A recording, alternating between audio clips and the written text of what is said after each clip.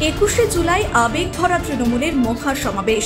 আর সেই মহাসমাবেশে দলনেত্রী তথা মুখ্যমন্ত্রী মমতা বন্দ্যোপাধ্যায় ও অভিষেক বন্দ্যোপাধ্যায় দিশা ও নির্দেশনা শুনতে রবিবার সকালে জয়নগর বিধানসভার ময়দা গ্রাম পঞ্চায়েতের বটতলা গ্রাম থেকে সাইকেলে চেপে ধর্মতলার উদ্দেশ্যে রওনা দিলেন তৃণমূল অন্তঃপ্রাণ দুই ভাই মনিরুল সাফুই ও ইকবাল সাফুই।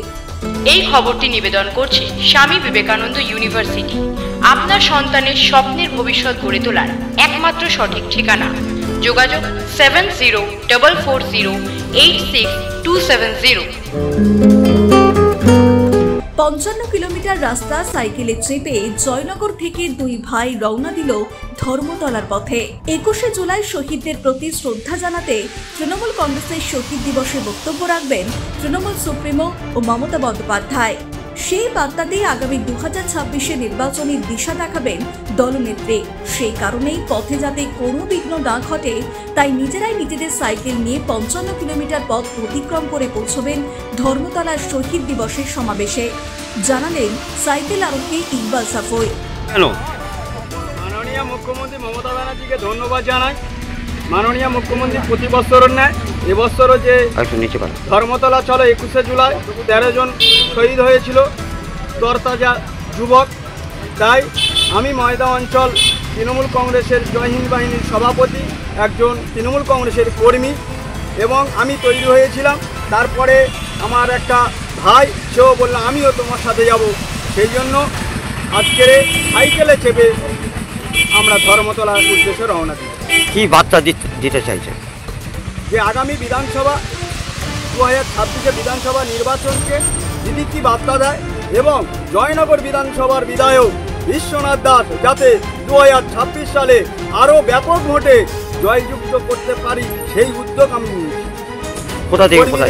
আরও উদ্যোগ করার জন্য। দুই ভাই প্রথমে পায়ে হেঁটে ধর্মতলা যাবে বলে ঠিক করেছিল, কিন্তু সময় বেশি লাগবে এমনটা আলোচনা করে তারা সাইকেলে করে ধর্মতলা যাবে, এটা দলীয়ভাবে আলোচনার মাধ্যমে ঠিক হয়।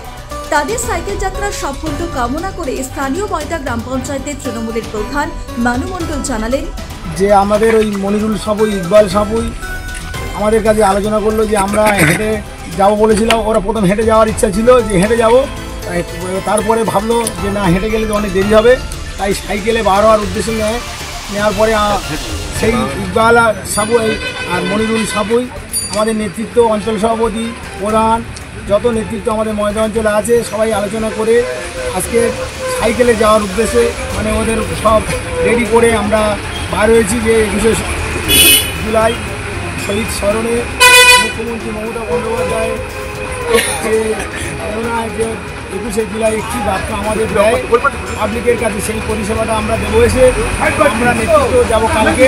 আজকের আমাদের দুজন ভাই যাচ্ছে, তাদেরকে ছাড়ার জন্য আমরা নেতৃত্ব সবাই হয়েছি যে কীভাবে ওরা যাবে, রাস্তায় জল খাওয়া যা কিছু খাওয়া সেই পরিষেবা দেওয়ার জন্য আমাদের নেতৃত্ব সবাই হচ্ছে আজকে ছাড়ার জন্য। জয়নগরের দক্ষিণ বারাসাতে তৃণমূল কর্মী ওই দুই ভাই গলায় ফুলের মালা পরান জয়নগরের বিধায়ক বিশ্বনাথ দাস। তৃণমূল অন্তঃপ্রাণ এই দুই ভাই তাদের উদ্যোগকে স্বাগত জানালেন বিধায়ক বিশ্বনাথ দাস। তিনি আরও জানান নতুন প্রজন্মের যুবকদের মধ্যে তৃণমূলের যোগদানের যে হিড়িক সেটা অবশ্যই বিরোধীদের চিন্তার কারণ হয়ে দাঁড়াবে। দেখুন, ময়দা অঞ্চল থেকে দুজন আমার একনিষ্ঠ যুব ভাই মনিরুল আর হচ্ছে